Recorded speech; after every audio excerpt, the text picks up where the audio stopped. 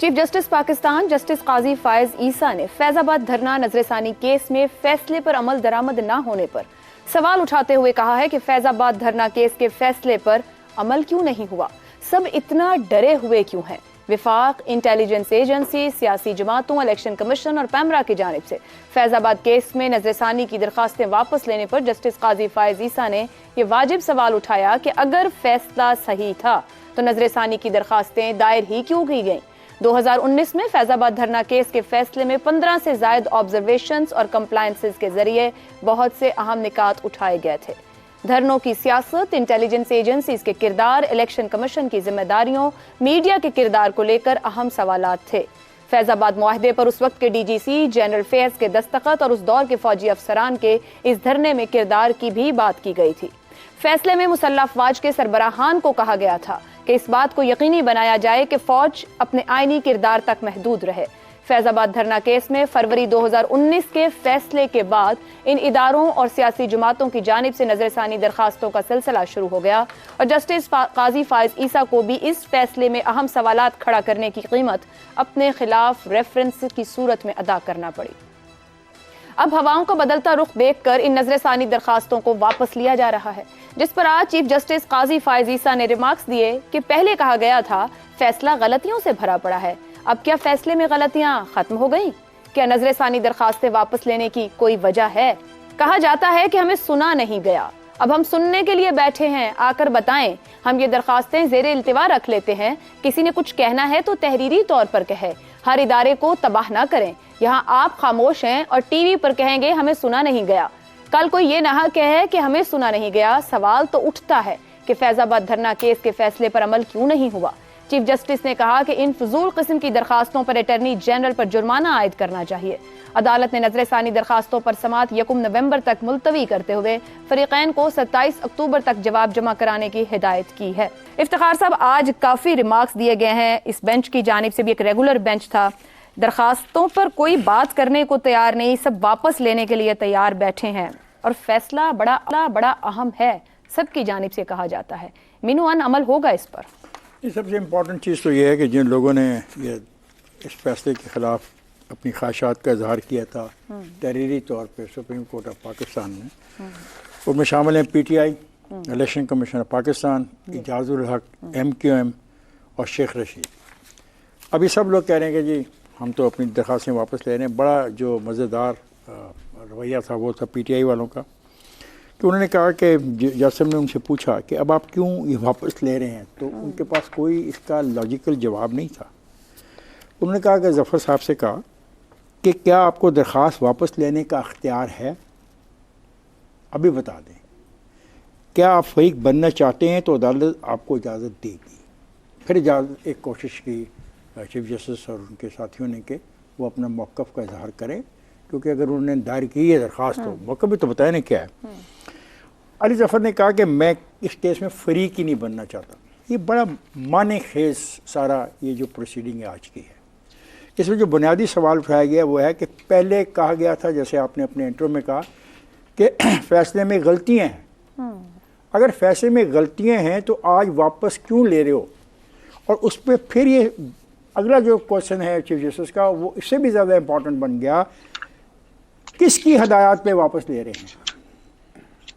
और फिर उन्होंने कहा कि ये ऐसा जो करना है आओ और आके बात करो। अब मैं खुद भी हैरान हूँ कि जब आप एक चीज़ के पीछे पड़ गए और आप सब लोगों ने दरख्वास्त दी कि गलत हो गया, फैसले गलत हो गया, और फिर चीफ जस्टिस को ये सवाल उठाना पड़ा आज इतने डरे हुए क्यों हैं आप।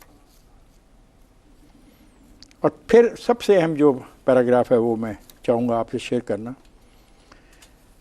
चीफ जस्टिस ने सवाल किया कि इलेक्शन कमीशन तब ठीक था या अब है, या हमेशा से ही ऐसे कर रहे हैं? कोई कंडक्टर था जो ये सब करा रहा था? इलेक्शन कमीशन ने तब किसके कहने पर नजरसानी दायर की? अब अगला फिक्रा, अगर ऐसा सच हम सही रिपोर्ट कर रहे हैं तो बड़ा अहम है। ऑर्केस्ट्रा में सब म्यूज़िक बजाते हैं और सामने एक डंडा लिए कमांड दे रहा होता है, ये होता है ऐसे, this is known as a command. क्या इलेक्शन कमीशन तब कंट्रोल हो रहा था और अब हो रहा है, ये हमेशा से होता आया? ये बहुत बड़ा सवाल आज रेज कर दिया गया और कहा गया कि हमें कहा जाता है हुक्म ऊपर से आया है, तो उन्होंने कहा कि खुदा का खौफ करो, ऊपर से हुक्म तो सिर्फ खुदाबंद करीम का होता है, रब का होता है। Very interesting position. क्या इसमें जिस आदमी को मुजरिम ठहराया गया उसको सज़ा मिलेगी? अगर सज़ा का फ़ैसला होता है और उस पर अमल दरामद होता है तो पाकिस्तान के बारे में हम कहते रहते हैं हम टर्निंग पॉइंट पे आ गए, हम बड़ा ऐसे मरहले में दाखिल हो गए, बड़ा फैसला कुन मरहला हो गया। मैं समझता हूँ कि इसकी जजमेंट अगर उस आदमी के ख़िलाफ़ आती है जिसका काम नहीं था जो वो काम कर रहा था और जिसके बारे में उस जजमेंट के अंदर मुकम्मल तौर पर तफसील से आगाह किया गया है, सज़ा हो जाती है, तो वाकई ये जो बात की जाती है कि ये इदारा पाकिस्तान की सियासत से 4 कदम पीछे चला जाएगा। और इसी में शायद पाकिस्तान की भी बेहतरी है, इस अदारे की भी बेहतरी है, अदालत की भी बेहतरी है। और ये बाकी लोग जो दरख्वास्त गुजार हैं इनको सोचना चाहिए कि ये हर वक्त पाकिस्तान की तरक्की के रास्ते में रुकावट बनने के लिए इस्तेमाल क्यों होते हैं। ठीक हो।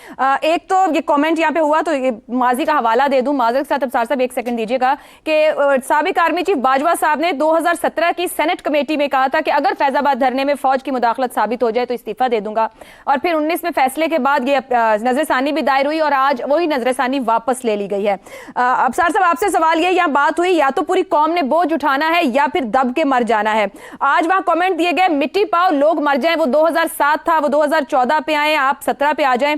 क्या ये मट्टी पाओ जहनियत कहीं दब सकती है, इसको दफन किया जा सकता है या मुश्किल है? यहां पर मट्टी पाओ जहनियत पे मट्टी पाओ, ये कहना चाह रही है ना आप? जी, मतलब मसाइल का हल निकाला जाए ना, या कि उसको पीछे डाल दिया जाए? जी, मैं वहाँ पे मौजूद था, सारा दिन मैं वहाँ बैठा रहा हूँ। मैंने आपको ये बताना था, 2-3 पहले मैं क्लैरिफिकेशन दे दूँ, उसके बाद मैं आपके सवाल का जवाब देता हूँ कि मट्टी क्यों नहीं पाई जानी चाहिए इस पर। एक तो रिक्यूज़ नहीं कर सकते चीफ जस्टिस, क्योंकि ये फैसला उनका था और रिव्यू पिटिशन में वही जजेस बैठते हैं जिन्होंने फैसला ओरिजिनली दिया होता है। उसमें से मुशीर आलम साहब रिटायर हो चुके हैं बहुत टाइम पहले, इसलिए वो तो नहीं थे, तो इसलिए नया बेंच बना, ये रेगुलर बेंच था। दूसरी बात ये है कि उस वक्त जब लेटर लिखा करते थे काजी फायज ईसा साहब, एक तो उनका ज़ाती मसला था, दूसरा उनको किसी बेंच में नहीं बिठाया जा रहा था, और तीसरा जो उन्होंने जो लेटर लिखा था वो कलेक्टिव जो प्रॉब्लम से जुडिशरी के उसके बारे में लिख रहे थे, इंडिविजुअल केसेस के बारे में नहीं लिख रहे थे कि आप ये केस क्यों नहीं लगा रहे, वो केस क्यों नहीं लगा रहे, क्योंकि ये मुनासिब नहीं था। मसलन उन्होंने प्रैक्टिस एंड प्रोसीजर एक्ट पे ख़त लिखा कि मेरे ख्याल में ये इसके बाद बेंच बनाने की तरीक़ाकार मुख्तलिफ होना चाहिए, इसलिए मैं किसी बेंच का हिस्सा नहीं बनता। तो ये इंडिविजुअल केसेस पे मेरा ख्याल है कोई जज इस तरह चीफ जस्टिस को ख़त नहीं लिखता कि जी वो केस लगाएं और वो केस लगाएं। वो चीफ जस्टिस की अपनी स्वाबदीद होती है। पिछले 4 साल में हमारे बेहतरीन 4 चीफ जस्टिस गुजरे हैं और उन्होंने जो कुछ किया है इस मुल्क के साथ वो आपके सामने है। अब मैं आता हूँ आज की ये जो आपका सवाल है। देखिए मैं आपको एक बात बताऊँ, आपने कहा मट्टी ना पाओ और पॉलिटिकल विल की बात की है, पता नहीं आप मेरे में किसी मुअज़्ज़ज़ दोस्त ने आप तीनों में से की है कि पॉलिटिकल विल होनी चाहिए। इसमें पॉलिटिकल विल की ज़रूरत नहीं है। जो फैसला है वो सर्विसेज चीफ को कहा गया है कि आपने इन लोगों के ख़िलाफ़ इदारा जाती कार्रवाई करें जिन्होंने इसमें अपना रोल प्ले किया है। अब ये बात तो सर्विसेज चीफ के ऊपर छोड़ दी गई है और मैं ये समझता हूँ और सर्विसेज चीफ्स को भी ये सोचना चाहिए कि क्या एक ऐसा जर्नैल जिस पे इस तरह इल्ज़ामात हों इतने ज़्यादा सियासत में मुलव्वस होने के और करप्शन के, क्या पूरी फ़ौज जिसमें निशान हैदर भी हैं, जिसमें सितारा जुर्रत भी हैं, जिसमें शहीद भी हैं, गाजी भी हैं, इस वतन की मिट्टी के लिए वो इतनी कुर्बानी देते हैं, क्या वो सारे एक अपने करप्ट या 2 करप्ट लोगों को जो अपने किसी भी मकासद के लिए सियासत में इस हद तक मुलव्वस थे कि बच्चे को पता है कि किस तरह उन्होंने सियासत की है और उसके सबूत भी हैं भी और भी आ जाएंगे, तो उस पे सर्विसेज चीफ्स को ये फैसला करना है। उनकी विल पावर, उनकी पॉलिटिकल विल, उनकी प्रोफेशनल विल का इम्तिहान है कि क्या वो पाक फौज को पाक करना चाह रहे हैं ऐसे एलिमेंट से या नहीं। अदलिया ने फैसला दे दिया, सियासी जमातें इसमें कुछ नहीं कर सकेंगी, अभी मैं बता रहा हूं आपको, और करना भी नहीं चाहिए। अटॉर्नी जनरल ने यकीन दहानी दिला दी है कि अमल दरामद करेंगे। बिल्कुल दिलाई है, बिल्कुल दिलाई है। अटॉर्नी जनरल ने यकीन दहानी कि हम इस पे अमल दरामद करेंगे और इसीलिए फेडरल गवर्नमेंट ने भी जो है वो रिव्यू पिटीशन विड्रॉ की है। लेकिन जो दूसरों ने की है ना, उसके ऊपर माइला फाइडी जो थी वो वहां जाहिर हो गई थी। जिस तरह चीफ जस्टिस साहब ने और दूसरे जजेस ने उनसे क्वेश्चंस पूछे हैं कि, और खास तौर पे इलेक्शन कमीशन के, उन्होंने कहा कि आप तो कॉन्स्टिट्यूशनल बॉडी हैं, पैमरा तो स्टैच्यूटरी बॉडी है, तो आप बताएं कि आपने अपना माइंड कहां अप्लाई किया। पैमरा से भी पूछा कि आपने अपना माइंड कहां अप्लाई किया। वो जो ऊपर से है ना, वो ऊपर से ऑर्डर बात जाती है सीधी जनरल फैज की तरफ, और दूसरे वो जनरल अजहर नवीद हयात जिन्होंने पैसे तकसीम किए। अब आप अगर समझते हैं कि वर्दी पहन के ये काम करना ऑनरेबल है और पूरी फौज को इसको ओन करना चाहिए, प्रोटेक्ट करना चाहिए, तो मैं एक पाकिस्तानी होने के नाते, और मैं नहीं ये समझता कि पाकिस्तानी फौज को ये करना चाहिए, क्योंकि इससे धब्बा ये ऐसे ही है कि कोई जर्नलिस्ट जो एंकर वो करप्ट हो, वो अपने मैंडेट से बाहर काम कर रहा हो और हम सब उसको प्रोटेक्ट करने के लिए आ जाएं, तो इससे इसका मतलब है कि हम भी चीजों को बेहतर नहीं करना चाहते।